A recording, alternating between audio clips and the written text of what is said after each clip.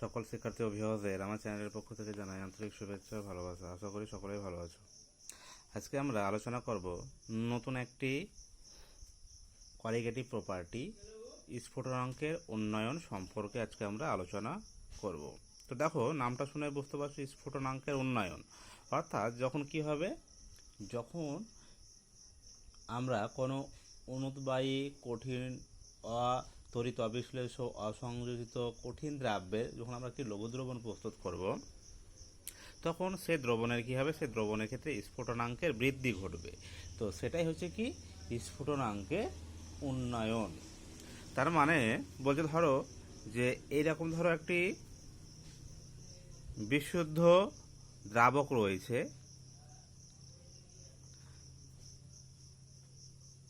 এইরকম একটা ধরো বিশুদ্ধ দ্রাবক রয়েছে। তো যে কোনো জিনিসের স্ফুটনাঙ্ক বলতে কি বুঝি আমরা? স্ফুটনাঙ্ক, তো আমরা স্ফুটনাঙ্ক বলতে বুঝি যে যখন যে কোনো তরলের ক্ষেত্রেই হোক না কেন, যে তাপমাত্রায় তরল কি হয়, তার যে বাষ্পীয় চাপ সেটা যখন কি হয় বায়ুমণ্ডলীয় চাপের সঙ্গে সমান হয়, তখন সেই তরল কি হয় স্ফুটন, অর্থাৎ সেই তরল কি ফুটতে শুরু করে, এবং সেই তাপমাত্রাটাই হচ্ছে কি ওই তরলের স্ফুটনাঙ্ক। যেমন ধরো এখানে ধরো জল নেওয়া হয়েছে, তো জলের ক্ষেত্রে কি হবে, জলের ক্ষেত্রে যে জলের অণুগুলো সেগুলো কি হবে বাষ্পীয় আকারে পরিণত হবে এইভাবে, এবং সেগুলো কি বাষ্পীয় আকারে এইভাবে সঞ্চিত হবে। তো এই যে সঞ্চিত হওয়ার ফলে কি হবে, এই বাষ্পের একটা চাপ থাকবে, তাই তো। তো এই যে বাষ্পচাপের যে পরিমাণ, আমরা যত জলটাকে কি করব গরম করব, অর্থাৎ তাপমাত্রা বৃদ্ধি করব, তত কি হবে, তত আরও বেশি পরিমাণে বাষ্পে পরিণত হবে। তাহলে কি বাষ্পের যে চাপের পরিমাণ সেটা কি আস্তে আস্তে বাড়তে থাকবে। তো বাড়তে বাড়তে বাড়তে বাড়তে যখন এই জলের উষ্ণতা কত ডিগ্রি থেকে পৌঁছাবে, 100 ডিগ্রি সেলসিয়াসে গিয়ে পৌঁছাবে, তখন এখানে যে পরিমাণ বাষ্প জমা হবে, সেই বাষ্পের যে চাপ সেটা কি হবে, বাইরে যে বায়ুমণ্ডল রয়েছে আশেপাশের, এই বায়ুমণ্ডলীয় চাপের সঙ্গে কি হবে সমান হবে। তখন ওই উষ্ণতাটা কি হয়ে যাবে, জলের স্ফুটনাঙ্কে পৌঁছে যাবে। তো সেই কারণে জলকে যখন আমরা কি 100 ডিগ্রি সেলসিয়াস উষ্ণতায় কি ফুটাই, তখন কি হয় ওই জলের যে বাষ্পচাপ, সেই বাষ্পচাপটা কি হয় প্রমাণ যে বায়ুমণ্ডলীয় চাপ, যেটাকে কত ধরা হয়, প্রমাণ বায়ুমণ্ডলীয় যে চাপ সেটাকে 1 অ্যাটমসফিয়ার ধরা হয়। তাহলে এই যে চাপ, এই চাপেরই যখন কোনো একটা তরলের বাষ্পচাপ সমান হবে, যে তাপমাত্রায় সমান হবে, তখনই কি হবে ওই তরলের স্ফুটনে শুরু হবে, বা তরলটা কী হবে ফুটতে শুরু করবে। তখনই আমরা বলে থাকি ওই তাপমাত্রাটাকে ওই তরলে কি বলে থাকি, স্ফুটনাঙ্ক। তো এবার বলা হচ্ছে যে যে কোনো তরল দ্রাবকের মধ্যে তুমি যদি কি করো কঠিন অনুদ্বায়ী তড়িৎ অবিশ্লেষ্য অসংযোজিত দ্রাব্য যোগ করো, তাহলে কি হবে বলছে, তাহলে যখন ওটা দ্রবণ তৈরি করবে, তখন ওই দ্রবণের স্ফুটনাঙ্কে বিশুদ্ধ দ্রাবক যে ছিল তার যে স্ফুটনাঙ্ক, তার চেয়ে দ্রবণের স্ফুটনাঙ্ক কি হবে কিছুটা হলেও বেড়ে যাবে। তো এই ঘটনাটাকে কি বলা হয় থাকে কি স্ফুটনাঙ্কের উন্নয়ন।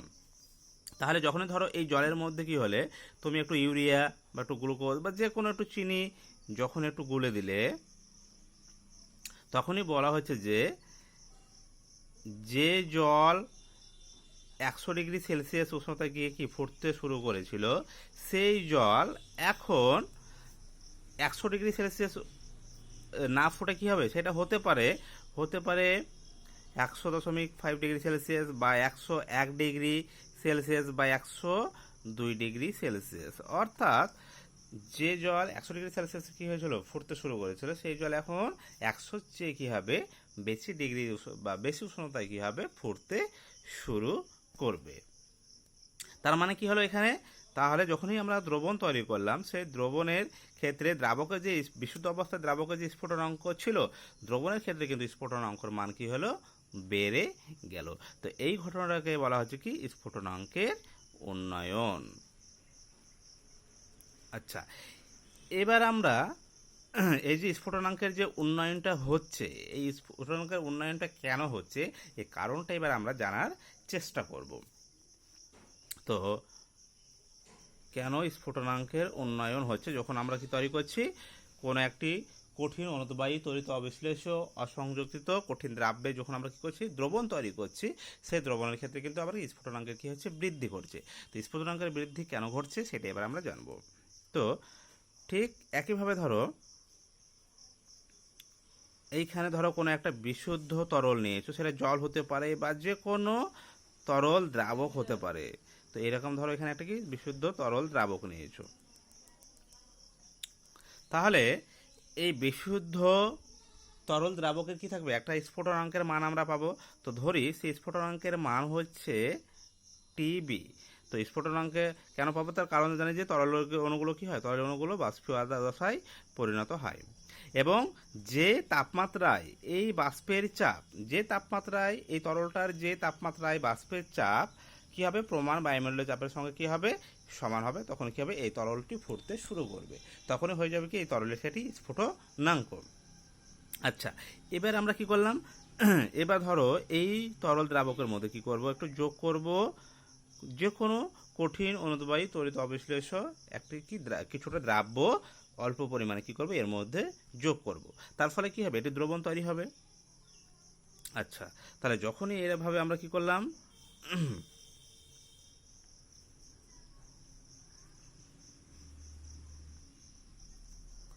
এবার আমরা কি তৈরি করলাম, সে তরল দ্রাবক দিয়ে আমরা দ্রবণ তৈরি করলাম।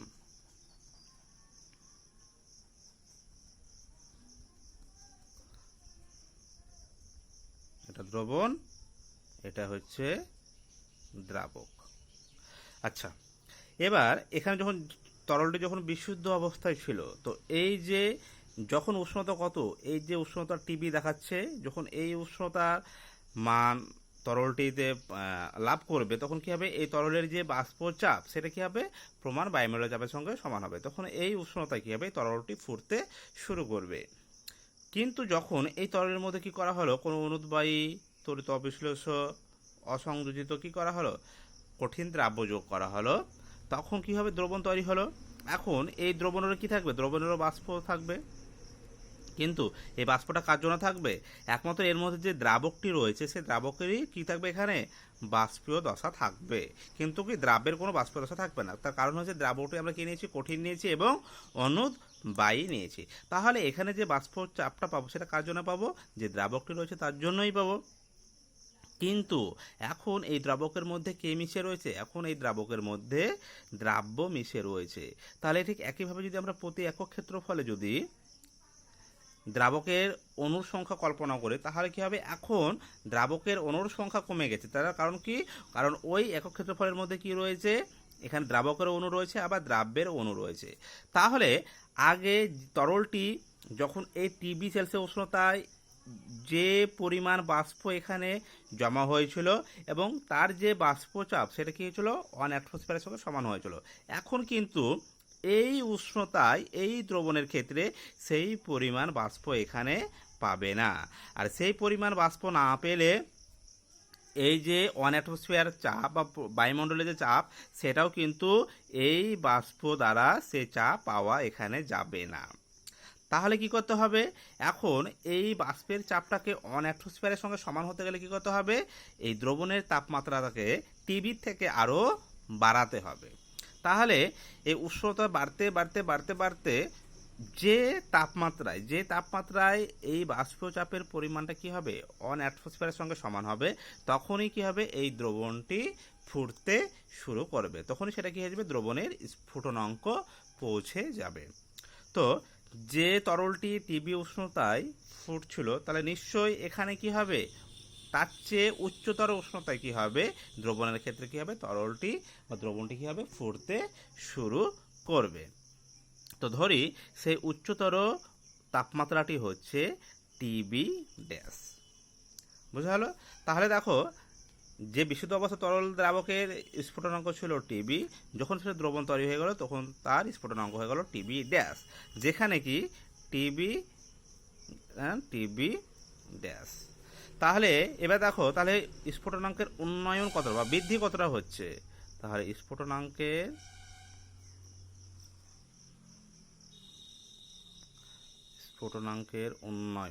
উন্নয়ন কতটা হচ্ছে, উন্নয়ন হচ্ছে টিবি ড্যাশ মাইনাস টিবি। তাহলে এই পরিমাণ কি হচ্ছে, স্ফুটনাঙ্কের উন্নয়ন হচ্ছে। তো এই হচ্ছে কারণ যার জন্য কি হয়, যখনই কোনো একটা কি করি আমরা দ্রবণ তৈরি করি, তখন সেই দ্রবণের ক্ষেত্রে কি হয়, স্ফুটনাঙ্কের বৃদ্ধি ঘটে। আচ্ছা, তো এটাকে এবার আমরা একটু লেখচিত্র আকারে বোঝার চেষ্টা করি।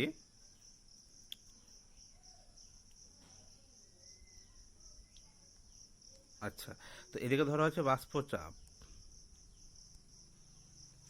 আর এই দিকে হচ্ছে ধরো তাপমাত্রা।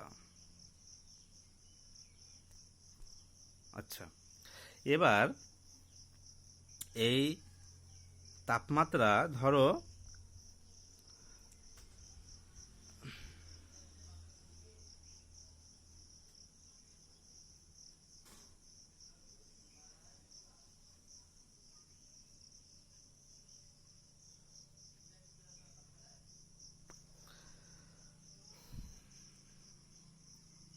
এইটা ধরো যে আমরা লেখচিত্রটি পেয়েছি, সেই লেখচিত্রটি হচ্ছে কার জন্য, বিশুদ্ধ দ্রাবকের জন্য। আচ্ছা, এরপরে যে লেখচিত্রটি পাচ্ছি, এই লেখচিত্রটি কার জন্য পাচ্ছি, এইটা পাচ্ছি ধরো দ্রবণের জন্য।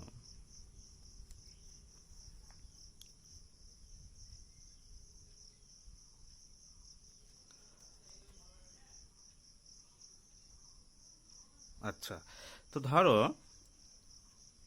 এই যে চাপটা দেখছো বাষ্পচাপ, এই বাষ্পচাপটা ধরে নিলাম এটা হচ্ছে 1 অ্যাটমসফিয়ার চাপের সঙ্গে সমান। কত সমান? 1 অ্যাটমসফিয়ার, প্রমাণ বায়ুমণ্ডলীয় চাপের সঙ্গে সমান। তাহলে এবার যদি আমরা এই বরাবর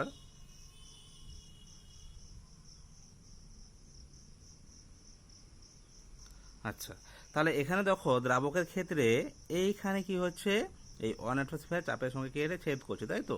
তাহলে এখানে যদি আমরা তাপমাত্রা দেখি, তাপমাত্রাটা কি হবে, নিচে আমরা এইরকমভাবে নিচের দিকে পাবো তাপমাত্রাটা।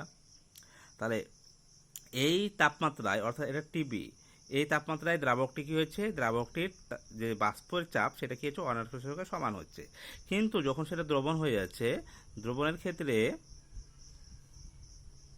তাহলে এই যে তাপমাত্রা টিবি ড্যাশ, এই টিবি তাপমাত্রায় কি হচ্ছে, দ্রবণের ক্ষেত্রে যে বাষ্পচাপ, সেই বাষ্পচাপ কত হচ্ছে, 1 অ্যাটমসফিয়ার চাপের সঙ্গে সমান হচ্ছে। তাহলে এখানে দেখতে পাচ্ছি যে যখন বিশুদ্ধ দ্রাবক রয়েছে তার ক্ষেত্রে দেখো কম তাপমাত্রাতে কি হচ্ছে, বা সেটা যে তাপমাত্রায় কি হচ্ছে, তার বাষ্পচাপ 1 অ্যাটমসফিয়ারের সঙ্গে পৌঁছে যাচ্ছে, অর্থাৎ কি স্ফুটনাঙ্কে পৌঁছে যাচ্ছে।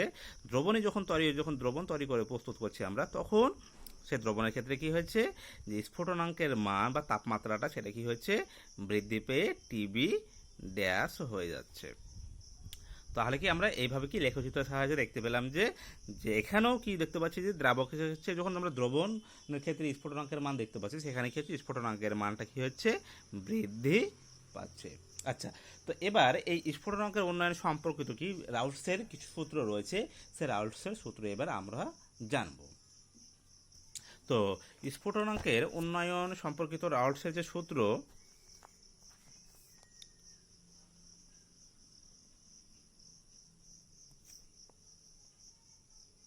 আচ্ছা, তো স্ফুটনাঙ্ক উন্নয়ন সম্পর্কিত রাউল্টের সূত্র কি বলা হচ্ছে, রাউল্টের সূত্র বলা হচ্ছে যে কোনো অনুদ্বায়ী তড়িৎ অবিশ্লেষ্য অসংযোজিত কঠিন দ্রাব্যের লঘু দ্রবণের স্ফুটনাঙ্কের উন্নয়ন ওই দ্রবণের মোলাল গারত্বের সঙ্গে সমানুপাতিক। কি বলা হচ্ছে, ওই দ্রবণের মোলাল গারত্বের সঙ্গে সমানুপাতিক। আমরা দেখো গারত্ব যখন আমরা জেনেছিলাম যে যেমন নর্মালিটি, মোলারিটি, মোলালিটি, তো এখানে কি আমরা ব্যবহার করব, মোলালিটি, অর্থাৎ 1000 গ্রাম দ্রাবকে যত মোল দ্রাব্য দ্রবীভূত থাকে, সেটাই হচ্ছে কি আমরা কি জেনেছিলাম, ওই দ্রবণের মোলালিটি, তাই তো? তো এখানেও আমরা কি জানবো, মোলালিটি সম্পর্কে জানবো। তাহলে কি বলা হলো, যে যখন কি হবে, অনুদ্বায়ী তড়িৎ অবিশ্লেষ্য অসংযোজিত কঠিন দ্রাব্যের লঘু দ্রবণ তৈরি করব, তো বলা হচ্ছে সেই দ্রবণের যে স্ফুটনাঙ্কের যে বৃদ্ধি বা যে উন্নয়ন হবে, সেই স্ফুটনাঙ্কের উন্নয়ন বা বৃদ্ধি কি বলছে, ওই দ্রবণের মোলাল গারত্বের সঙ্গে কি হবে, সমানুপাতিক হবে। অর্থাৎ তাহলে স্ফুটনাঙ্কের যে উন্নয়ন, সেটাকে যদি আমরা এইভাবে ডি ডেল টিবি, অর্থাৎ এই পরিমাণ কি হলো, স্ফুটনাঙ্কের কি হলো, বৃদ্ধি ঘটলো, তাই তো? তাহলে ডেল টিবি এইটাই কি বলছে, এইটা কার সঙ্গে সমানুপাতিক হবে, এইটাই সমানুপাতিক হবে মোলাল গারত্ব, অর্থাৎ যেটাকে আমরা ছোট্ট এম দ্বারা প্রকাশ করি। আমরা মোলারিটিকে যেমন কি করি, এম হচ্ছে কি মোলারিটি, মোলারিটি বড় এম, কিন্তু ছোট এম হলে সেটা কি হয়ে যাবে মোলালিটি, মোলালিটি। আচ্ছা, এটা হচ্ছে সেই মোলালিটি। তো তাহলে কি স্ফুটনাঙ্কের যে উন্নয়ন হচ্ছে ডেল টিবি, তাহলে ডেল টিবি সমান কি, ডেল টিবি সমান হচ্ছে সমানুপাতিক মোলালিটি।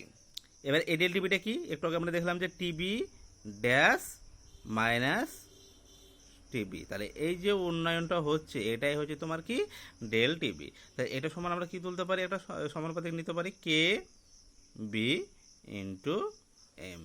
এই কেবিকে বলা হয়ে থাকে, এটাকে বলা হয়ে থাকে স্ফুটনাঙ্ক ধ্রুবক, বা এগুলোর অনেক নাম আছে। এটাকে কি বলা হয়ে থাকে, যে স্ফুটনাঙ্কের মোলাল উন্নয়নও বলা হয়ে থাকে। এটা কি বলা হয়ে থাকে, আর একটা বলা হয়ে থাকে স্ফুটনাঙ্কের মোলাল উন্নয়ন, বা এর নামও আরেকটা নাম আছে ইবিলিওস্কোপিক ধ্রুবক। কি বলা হয়ে থাকে এটাকে, ইবিলিওস্কোপিক ধ্রুবক। তো এগুলোকে এই নামে এগুলো পরিচিত। আচ্ছা, তো এটা কি, এটা হচ্ছে কি, এটা তাহলে ধ্রুবক রাশি। আচ্ছা, ধ্রুবক রাশি সম্পর্কে আমরা পরে ডিটেলসে জানবো। তাহলে এখন দেখো, তাহলে রাউল্টের যে সূত্র সেটা কি বলেছে, ডেল টিবি, এটা কি হচ্ছে কেবি ইন্টু এম। তাহলে এটা কি, এটা হচ্ছে কি মোলালিটি। তাহলে মোলালিটি আমরা একটু আগে জানলাম যে মোলালিটি কি না, 1000 গ্রাম দ্রাবকে যত মোল দ্রাবক কি থাকে, দ্রবিত থাকে, সেটাই হয়ে যায় কি ওই দ্রবণের মোলালিটি। আচ্ছা, তো এ হচ্ছে দ্রবণের স্ফুটনাঙ্কের উন্নয়ন সম্পর্কিত কি রাউল্টের সূত্র। আচ্ছা, এবার আমরা দেখব যে এই যে স্ফুটনাঙ্কের উন্নয়ন, এই স্ফুটনাঙ্কের উন্নয়ন যে একটা সংখ্যাগত ধর্ম, সেটা আমরা কি করে প্রমাণ করব।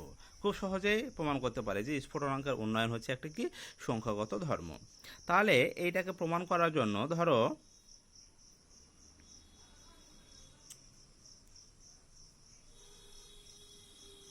ধরো এই পাত্রে কি নিলে 1000 গ্রাম জল নিয়েছি, 1000 গ্রাম জল নিয়েছি। ঠিক এই পাত্রও কি নিয়েছি আমরা, 1000 গ্রাম জল নিয়েছি, অর্থাৎ দ্রাবক দুটোতে কি নিয়েছি, সমান নিয়েছি। এবার কি করা হলো, ধরো এর মধ্যে যোগ করে দিলে হাফ মোল বা 0.5 মোল গ্লুকোজ যোগ করলে, ঠিক একইভাবে এইখানেও কি করলে হাফ মোল ধরো ইউরিয়া যোগ করলে। আচ্ছা, তাহলে কি হলো, এখানেও তুমি কি গ্লুকোজ যোগ করেছো, এখানে কি করেছো একই, এখানেও হাফ মোল, এখানেও হাফ মোল ইউরিয়া যোগ করেছো। তাহলে দেখো, যখন এটা জল থেকে কি হলো, একটা দ্রবণ তৈরি করলে গ্লুকোজ মিশিয়ে, তাহলে কি সেই দ্রবণে কি স্ফুটনাঙ্কের কি উন্নয়ন ঘটবে। তো বলা হচ্ছে এখানে স্ফুটনাঙ্কের উন্নয়ন, অর্থাৎ ডেল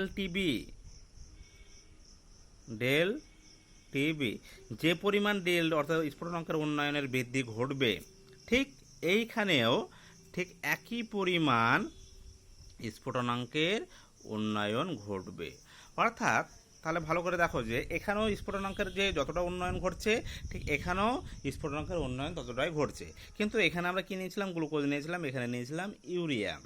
তাহলে বোঝাই যাচ্ছে যে আমরা কি যোগ করছি তার উপর নির্ভর করে না।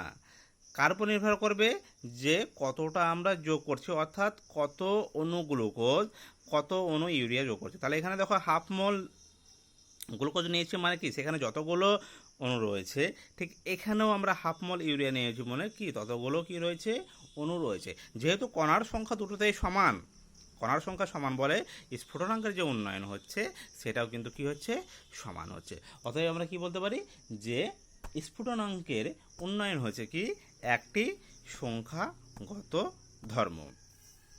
আচ্ছা, এরপরে আমরা যেটা জানবো সেটা হচ্ছে যে কোনো একটি দ্রব্যের ক্ষেত্রে যে স্ফুটনাঙ্কের যে বৃদ্ধি ঘটছে দ্রবণের ক্ষেত্রে, সেখান থেকে আণবিক ভর কি করে নির্ণয় করা হয়, দ্রাব্যের আণবিক ভর নির্ণয়ের পদ্ধতি এবার আমরা শিখব। তো কি শিখবো এবার আমরা? দ্রাব্যের আণবিক ভর নির্ণয়। আচ্ছা, তো দ্রাব্যের আণবিক ভর কি করে আমরা নির্ণয় করব? তাহলে ধরো একটি দ্রবণ তৈরি করেছো, এইভাবে দ্রাবক এবং দ্রাব্য মিশিয়ে কি করেছো, একটা দ্রবণ তৈরি করেছো। তো ধরো দ্রাবকের ক্ষেত্রে তো কি নিয়েছো? W1 গ্রাম কি নিয়েছো? দ্রাবক নিয়েছো। আর দ্রাব্য নিয়েছো W2 গ্রাম। আচ্ছা, তাহলে কি হয়েছে? একটি দ্রাবক এবং দ্রাব্য মিশে কি তৈরি করেছি? আমরা দ্রবণ তৈরি করেছি, যেখানে আমরা দ্রাবক নিয়েছি W1 গ্রাম এবং দ্রাব্য নিয়েছি W2 গ্রাম। ধরো দ্রাবকের আণবিক ভর হচ্ছে M1 এবং দ্রাব্যের যে আণবিক ভর সেটা হচ্ছে ধরো M2। বুঝালো? তাহলে দ্রাব্য কত মোল আমরা নিয়েছি নিশ্চয়ই এখান থেকে আমরা পেয়ে যাব। তাহলে কত মোল নিয়েছি? তাহলে মোল সংখ্যা কত হবে? মোল N2, অর্থাৎ দ্রাব্যের মোল কত হচ্ছে? সেটা হচ্ছে W2/M2।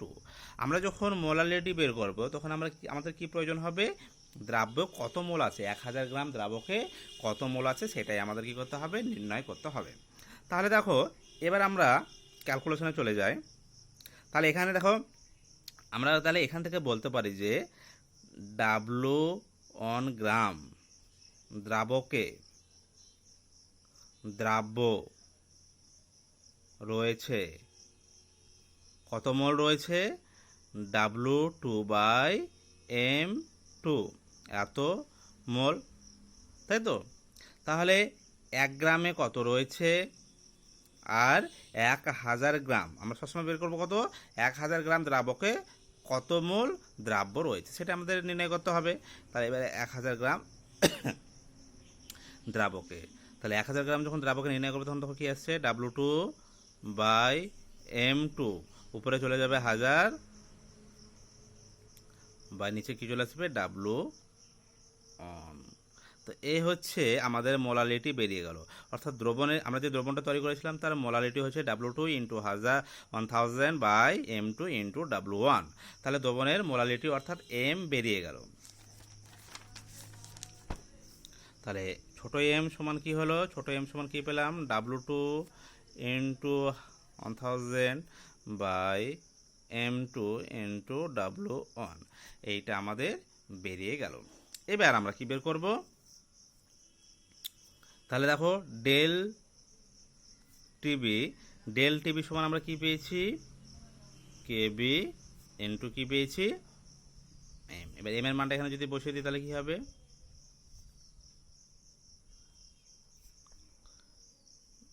W2 × 1000/M2 × W1। তাহলে এখান থেকে আমরা M2 বের করব। কি বের করব আমরা? M2 বের করব। তাহলে M2 বের করলে তাহলে কি হবে? M2 সমান হবে KB W2 × 1000 বাই কি হবে? Dell TB × W1।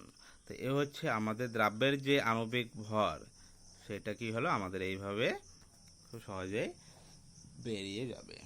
আচ্ছা, তো এ হচ্ছে দ্রাব্যের আণবিক ভর নির্ণয়ের পদ্ধতি। আচ্ছা, এবার আমরা দেখব যে সেই স্ফুটনাঙ্কের যে ধ্রুবকটা পেয়েছি, স্ফুটনাঙ্ক ধ্রুবক, সেইটা সম্পর্কে এবার আমরা একটু জানার চেষ্টা করব।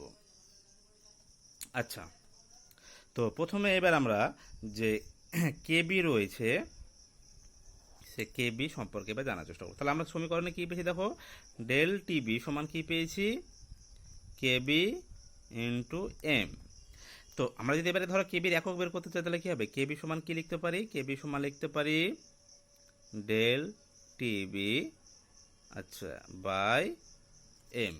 এবার দেখো এই যে উপরের রাশির এটা কি? এটা হচ্ছে উষ্ণতা বৃদ্ধি অর্থাৎ উষ্ণতা বোঝাচ্ছে, তাই তো? তাহলে এটাকে আমরা উষ্ণতাকে কী করতে প্রকাশ করতে পারি? হয় আমরা এটাকে ডিগ্রি সেলসিয়াসে নিতে পারি, বা এটাকে আমরা কখনো কেলভিনেও নিতে পারি।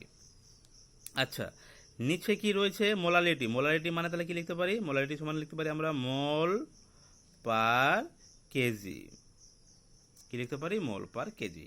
তাহলে যে এককটি দাঁড়াচ্ছে সেটি কি হয়েছে? এককটি হচ্ছে ডিগ্রি সেলসিয়াস, তাই তো? উপরে কেজি থেকে চলে যাচ্ছে কেজি, তারপরে মোল ইনভার্স। তো এইটা ডিগ্রি সেলসিয়াসটাকে কি আমরা কেলভিনও নিতে পারি, বা এটা আরেকটা হতে পারে, বা কেলভিন কেজি মোল ইনভার্স। তো এ হচ্ছে কেবি এর একক। তো যে স্ফুটনাঙ্ক যে ধ্রুবক তার একক হচ্ছে কি পেলাম আমরা? Degree Celsius kg mole inverse, বা কেলভিন কেজি মোল ইনভার্স। আচ্ছা, তো এবার এই কেবি যদি আমরা সংজ্ঞা বের করতে চাই তাহলে এটা কি করে বের করব?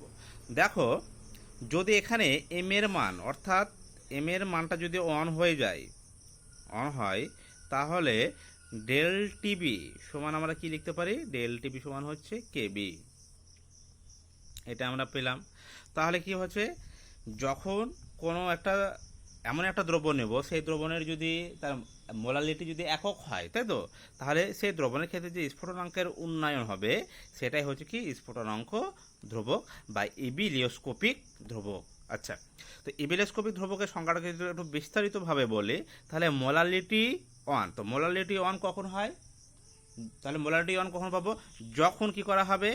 যখন 1000 গ্রাম দ্রাবকে, যখন 1000 গ্রাম দ্রাবকে কোনো অনুদ্বায়ী তড়িৎ অবিশ্লেষ্য কঠিন দ্রাব্য এক মোল দ্রবীভূত করে কি করা হবে? দ্রবণ তৈরি করা হবে।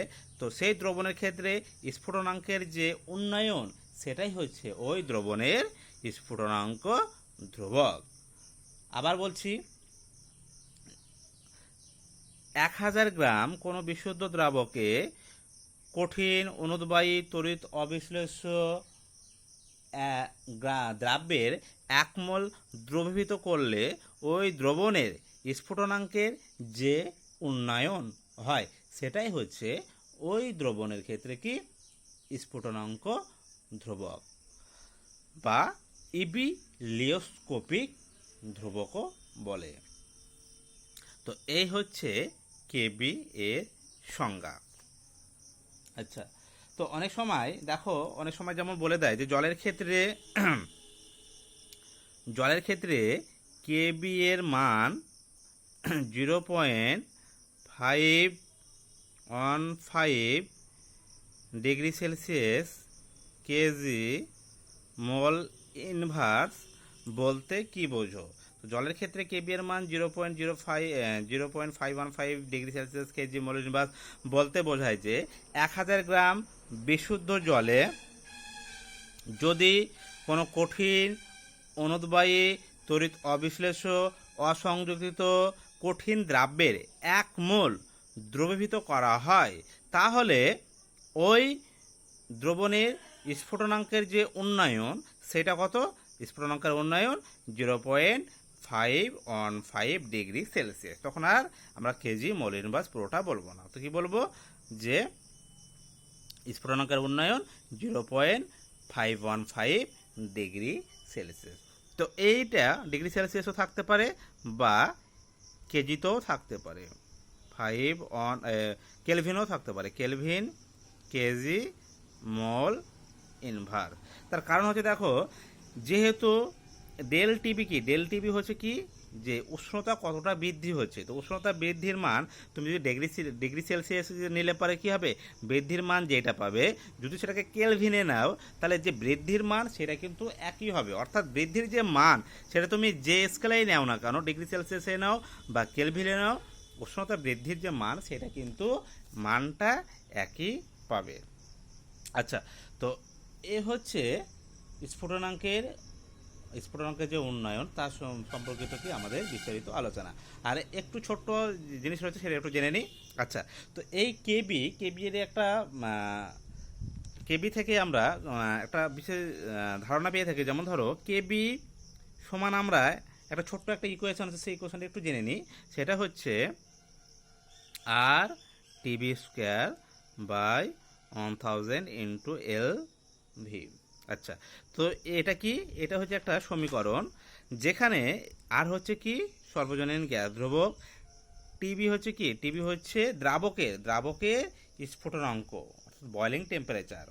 আচ্ছা, এলভিটা কি, এলভিটা হচ্ছে দ্রাবকের বাষ্পীভবনের লীনতাপ, দ্রাবকের বাষ্পীভবনের লীনতাপ।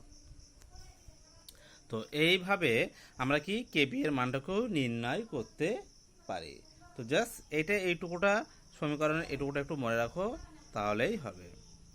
আচ্ছা, তো কোনো দ্রাবকের ক্ষেত্রে কি হবে যে কেবি এর মান সেটা নির্ভর করবে, দেখো ওই দ্রাবকের স্ফুটনাঙ্ক বা ওই দ্রাবকের যে বয়লিং টেম্পারেচার কতটা রয়েছে, ওই দ্রাবকের কি রয়েছে, দ্রাবকের যে বাষ্পীভবনের যে লীনতাপ তার মান কতটা, তার উপর নির্ভর করবে যে ওই দ্রাবকের ক্ষেত্রে কেবি এর মান কতটা হবে।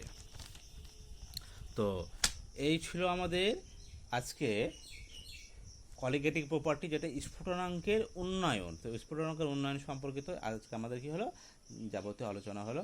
এরপরে নেক্সট যে কলিগেটিভ প্রপার্টিগুলো রয়েছে সেগুলো নিয়ে আমরা একে একে আলোচনা করব। তো আজকে এই পর্যন্তই, ধন্যবাদ।